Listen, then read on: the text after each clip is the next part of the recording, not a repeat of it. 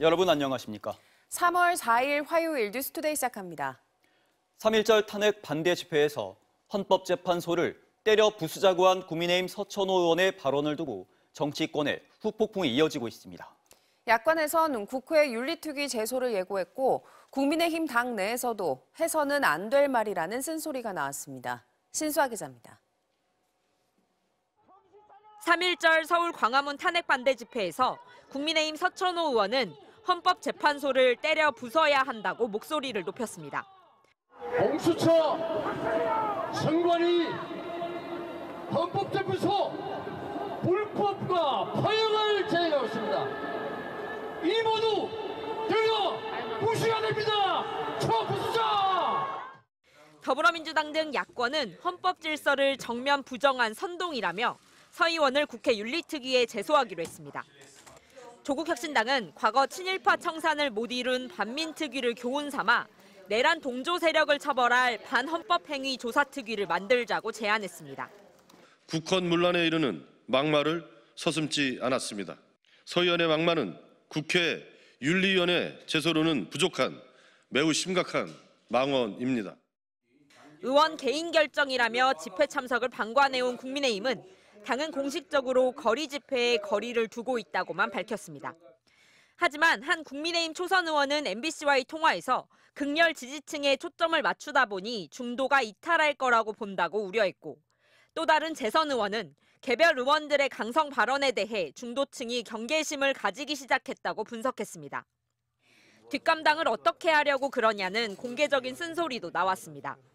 경찰 간부 출신이시잖아요. 이제 체제를 가장 수호해야 될 그런 입장에 계신 분인데 도를 넘어도 너무 많이 넘은 거죠. 여당 내 우려는 여론조사에서 조금씩 현실로 나타나고 있습니다. 리얼미터가 지난달 26일부터 28일까지 전국 만 18세 이상 유권자 1,506명에게 조사한 결과 정권 교체론에 동의한 응답은 55.1%, 정권 연장론은 39%로 지난주 3.7%포인트였던 격차는 불과 한 주 사이 오차범위 바뀐 16.1%포인트로 지난주 트럼프 대통령과 젤렌스키 대통령의 노딜 회담 이후 미국이 우크라이나에 대한 압박 수위를 높이고 있습니다. 트럼프 대통령은 전쟁이 끝나려면 멀었다고 한 젤렌스키 대통령의 발언을 비난했고 백악관도 미국의 군사 지원 중단 가능성을 시사했습니다. 로스앤젤레스에서 박윤수 특파원입니다. 도널드 트럼프 미국 대통령이 현지 시간 3일 자신의 SNS에 올린 글입니다. 우크라이나와 러시아의 전쟁을 끝내기 위한 협상이 멀었다는 볼로디미르 젤렌스키 우크라이나 대통령의 언급을 보도한 기사를 공유하며 이것은 젤렌스키의 발언 중 최악이라고 비난했습니다.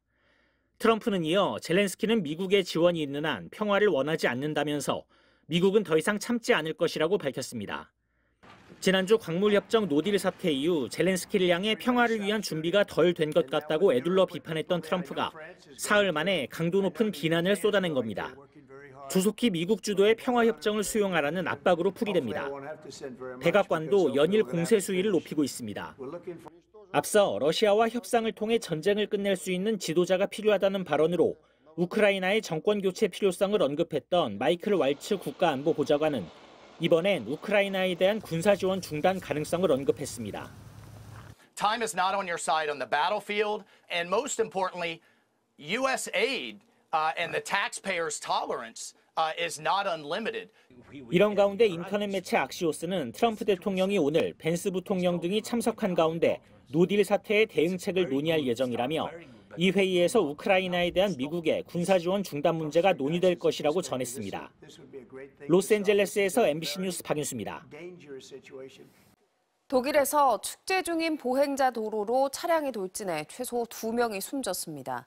경찰은 용의자 1명을 붙잡아 조사 중인데 최근 석 달 사이 독일에서 벌어진 차량 돌진 사고만 3차례에 달합니다. 김민찬 특파원입니다. 검은색 차량 한 대가 쏜살같이 지나갑니다. 잠시 뒤 보행자 거리는 쓰러진 사람들로 아수라장이 됐습니다. 현지 시간 3일 낮 12시 반쯤 독일 남서부 도시 마나임 시내에 차량이 군중을 향해 돌진했습니다.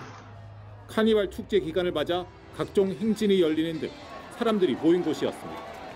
현지 언론은 최소 2명이 숨지고 여러 명이 다쳤다고 보도했습니다. Die Fußgängerzone war gut besucht, sodass wir aktuell aber leider nicht sagen können, wie viele verletzte Personen es bei dieser Tat gab. 경찰은 용의자 한 명을 추적 끝에 붙잡았습니다. 40대 남성으로 팔레스타인 출신의 독일 국적 소지자인 것으로 알려졌습니다. 테러나 공범 여부 등에 대해선 아직 확인된 것은 없다고 밝혔습니다.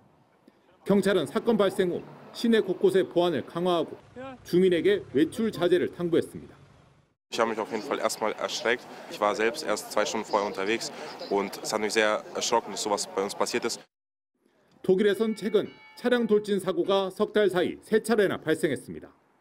지난해 12월엔 사우디아라비아 출신의 50대 정신과 의사가 크리스마스 마켓을 돌진해 최소 6명이 숨졌습니다.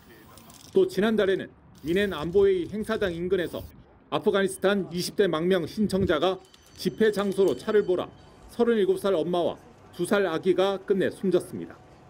앞서 극단주의 테러 조직 이슬람 국가 IS는 독일 쾰른과 니른베르크 등의 카니발 목록을 적은 포스터를 만들어 테러 공격을 선동하기도 했습니다.